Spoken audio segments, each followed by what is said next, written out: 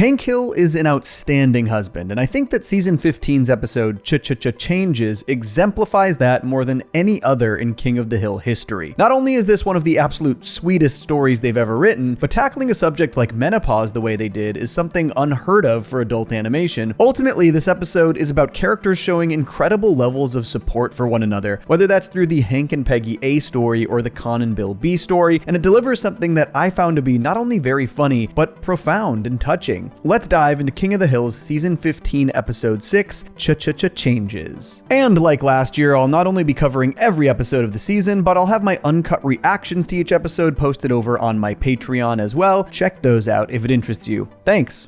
Changes opens with what I expected to be a major focus of the episode, just based on how fruitful the subject matter seemed: Peggy and Hank golfing. Obviously, getting into golfing is pretty common for a lot of retirees, but I thought this could be a particularly great premise for Peggy, golf being such a difficult sport with an incredibly high learning curve, and Peggy being a very overconfident person. And I think they use this idea to great effect, even throwing a great curveball when Peggy pretty quickly gets a very lucky hole-in-one. Maybe the thing that could most beef up her already overconfident demeanor. But they kind of use this opportunity to show that not all is quite right with Peggy. As expected, she doesn't manage to keep up her golf success, but her temper actually flares quite a bit hotter than usual. I hate this game and everyone who plays it! And then fully swings back into intense sadness. I actually appreciate that this episode took a premise that I honestly felt like could have sustained an entire episode and just used it intelligently to set the stage for the inciting issue of the episode. And Peggy's mood swings extend into dinner time as well. She kind of crashes out because the dishwasher was loaded wrong and rebukes Bobby's attempts to compliment her so firmly that he literally leaves the rest of the entire episode afterwards. Seriously, this was Bobby's only scene, which all leads to the reveal of what's really going on with Peggy through Boomhauer of all people. You really think it's menopause, Boomhauer?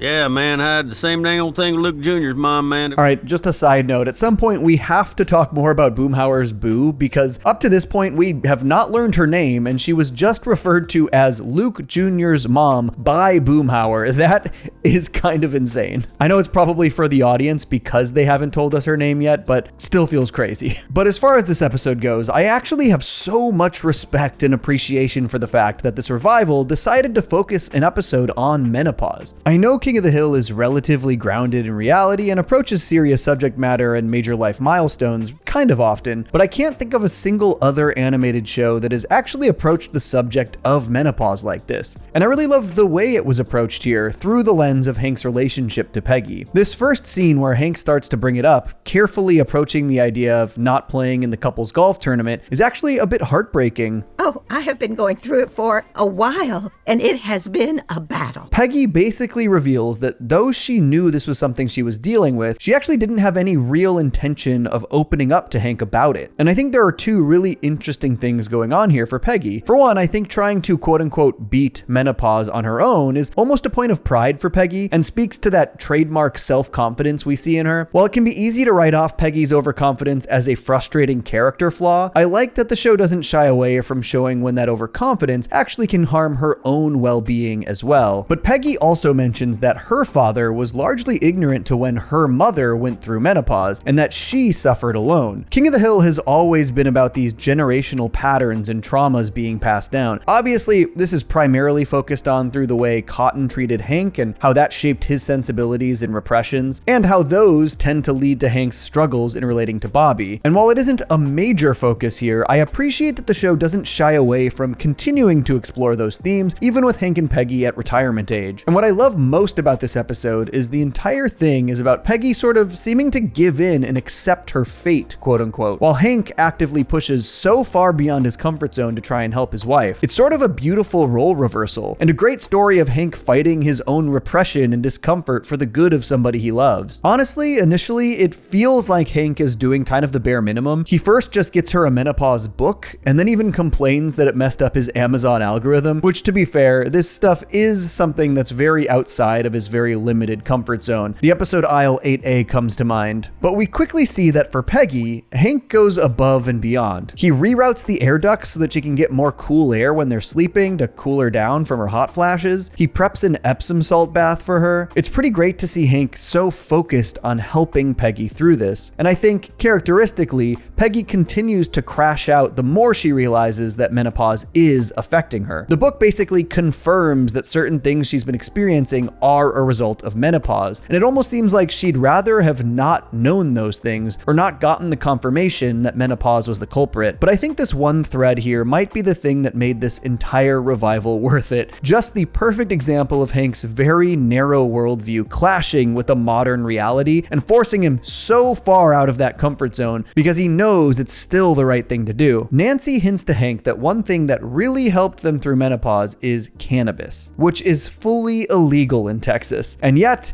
Hank recognizes that this is something that could really help Peggy. Honestly, it's hard to think of another time Hank did anything that might make him more distressed than this. He literally crosses state lines into New Mexico to buy weed and then transports it back to Texas for Peggy. And when he gets to the weed store, it's clear that he has done his research. He explains exactly how it will alleviate her symptoms. Side note, there is a really funny interaction with the store employee here after Hank breaks down his needs so clinically. Deep breaths, friend. A lot of our customers are on the spectrum like you, including me. Okay, this is a pretty crazy thing to say to a stranger, but on one hand, I think this joke plays two ways. Hank is just so stressed about this whole circumstance that he is really heavily researched and rehearsed and wants to make it clear that the reason he's there isn't recreational consumption, which makes him come across as very straightforward and info-dumpy. But on the other hand, fans have long theorized that Hank actually is on the spectrum, which, let's be honest, is not all that far-fetched based on his tendencies and behaviors. Bro's special interest is propane and propane accessories. I mean, we've seen him info dump about propane. I love how the show acknowledged this sort of long-running analysis/idea just through another character who recognizes those traits in Hank because he is familiar with them from personal experience, which is also just how the theory came about in the first place. Fans seeing parts of themselves in Hank. I don't think Hank would ever be the type to have any interest in looking into this for himself, so I thought they found a nice way to acknowledge it here. But this storyline culminates in what has got to be one of my favorite Hank and Peggy moments in the entire history of the series. Hank brings the goods to Peggy as though he's just committed a murder, and to Hank he might as well have, and then he presents it to her. But what is so great about this scene isn't just that Hank is getting Peggy medicine that she needs and quote-unquote fixing a problem, it's that Peggy recognizes how absolutely insanely out of his comfort zone Hank actually went to do this. How difficult it must have been on a personal level for Hank to research and carry this out all for her sake. And that makes her realize that she has thrown the towel in far too soon herself. That resigning herself to life on a scooter, watching Golden Girls marathons, and largely avoiding any of the things she previously loved or found purpose in was the easier path forward. Seeing Hank take what, to him, was a very difficult path for her sake helps her see that she should be fighting for and advocating for herself with that same effort and fervor. It's not that Hank has just given Peggy the means to fix the problem, it's that he's inspired her. And honestly, Hank working to help Peggy and moving out of his comfort zone is a good thing for him as well. It's an example of how they work together as a couple to better one another. And I love that this also leads to one of the very few times across the entire series that we see them,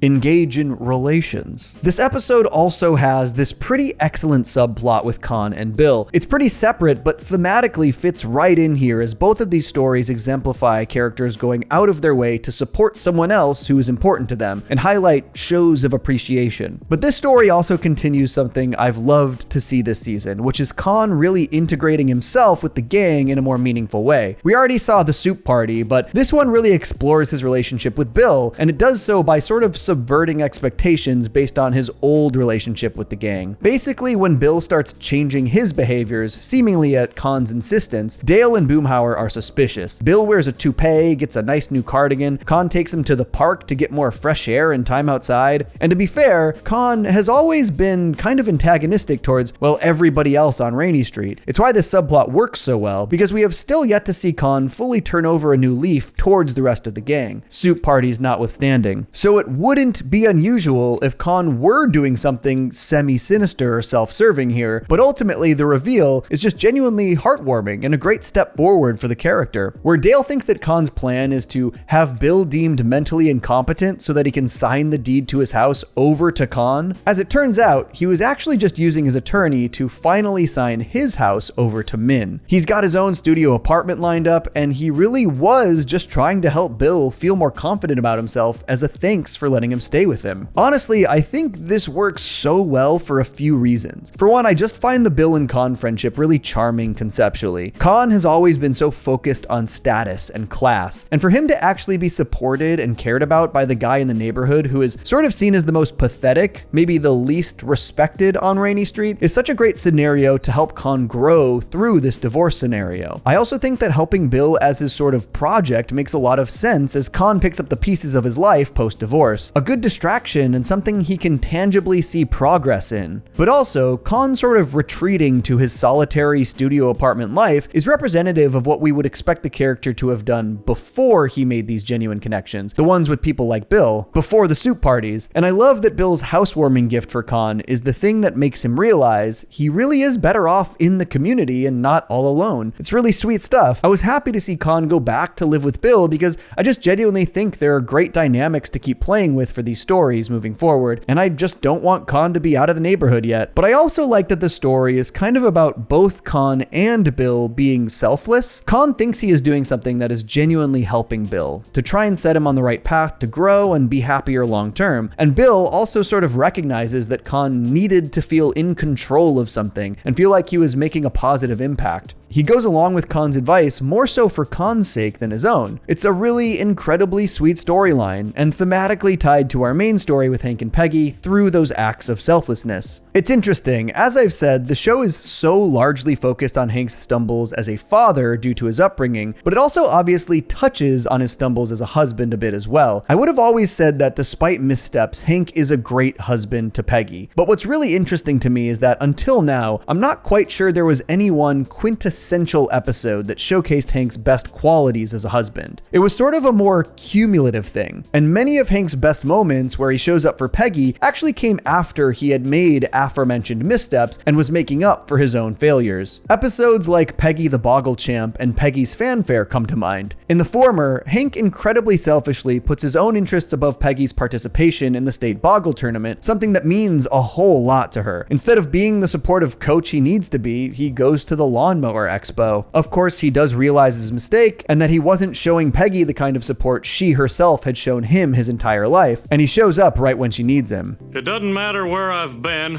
I figured out where I should be. Peggy's Fanfare is a little different because to just about everyone with eyes, it seemed as though Peggy was being wildly unreasonable, claiming Randy Travis stole her song and also nearly drowning him in a pond when they accidentally knocked his trailer loose. But the truth is that Randy Travis did steal her song, and Hank straight up did not believe his wife. I know she went a little off the rails in retaliation, but Hank should have known his wife well enough here. This one ends up with a pretty nice moment where the police think Peggy is trying to poison Travis when she's really just trying to make good with a homemade apple brown Betty, and Hank takes a bite of it himself to prove that it's not poison. Outside of these stories where Hank realizes he should have been supporting his wife, it seems like there aren't quite enough episodes where Hank just does support Peggy and that's a focus. But there are some really great moments across the show. Flirting with the master is sort of a strange circumstance, but one that really highlights how Hank Hill shows love and support. Peggy is asked to tutor the kids of Eduardo Felipe, who plays Monsignor Martinez, so she goes down to Mexico for a couple weeks. While there, she thinks that he is making romantic advances on her, and though she doesn't entertain them and maintains a firm boundary, when she discovers she was mistaken about said advances, it hits her ego pretty hard. And that fits Peggy's MO pretty well. There is that trademark overconfidence that of course led her to believe that a famous actor was flirting with her, and even though that wasn't something she necessarily wanted to entertain, it's incredibly flattering and ego boosting to get that kind of attention. So for her to be so thoroughly dressed down and deflated at the end of the episode, that hits Peggy's ego brutally. But I really love this final beat here. They sort of fake the audience out as though Hank has set up an elaborate romantic surprise for her when she gets home, only to reveal reveal that he actually just redid their bathroom to give Peggy her own separate sink. Hank isn't a suave, charming actor, but he found something within his and Peggy's life together that would improve her quality of life. And he went to great lengths to make it happen while she was gone. I mean, redoing the plumbing to allow for this isn't simple. It's a great showcase of how Hank shows love. Maybe the best example before this of Hank supports Peggy episodes is Peggy's pageant fever, which is also sort of a delicate situation. Hank tries as hard as he can to show support to Peggy while also hinting that a beauty pageant is not quite the place where Peggy's talents are going to be most celebrated. This is a great Peggy Hill dilemma. Her stubbornness and very high opinion of herself, as well as a bit of jealousy, fuels her to do everything she can to try and win that pageant and the grand prize of a brand new truck, which really puts Hank between a rock and a hard place. He doesn't want to be unsupportive towards his wife's ambitions, but he also knows that Peggy is setting herself up for disappointment. There's this great moment where Hank really sees the tough place that Peggy has put herself in, acknowledging that he actually loves how confident Peggy is about her looks. She's either got to admit to herself she can't win the truck and quit,